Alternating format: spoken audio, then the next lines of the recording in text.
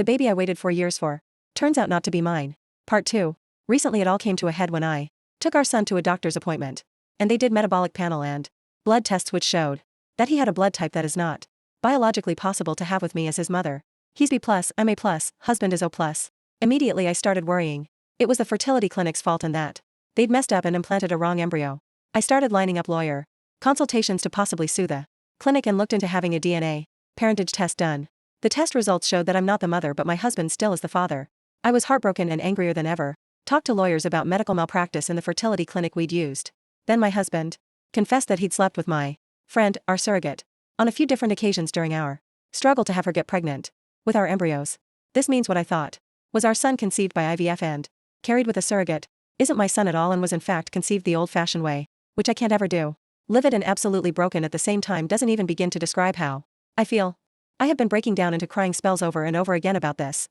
He claims he didn't ever think pregnancy could result because he pulled out and he had always assumed that he was the reason for our earlier struggles to conceive, both before my hysterectomy and during the IVF insemination process with this friend.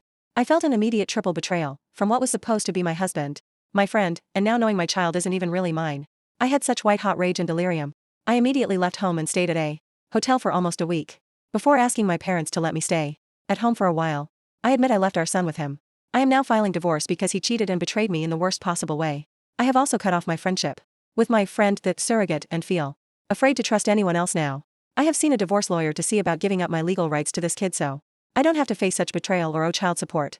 My husband and friend/surrogate admit they were wrong and keep apologizing, but also called me immature and heartless to just give up on my son like that. My parents also say I can't just give up on a kid that I went through so many legal and medical hoops to have. When I told them I refused to stay in a cheater marriage, and I'd rather adopt someday with a better, more trustworthy partner, they also told me I was wrong in that maintaining my parental rights isn't much different than if I adopted outright. They said it isn't blood that makes a family. They are all about me divorcing my cheater husband but keep telling me I'm making a mistake giving up my parental rights.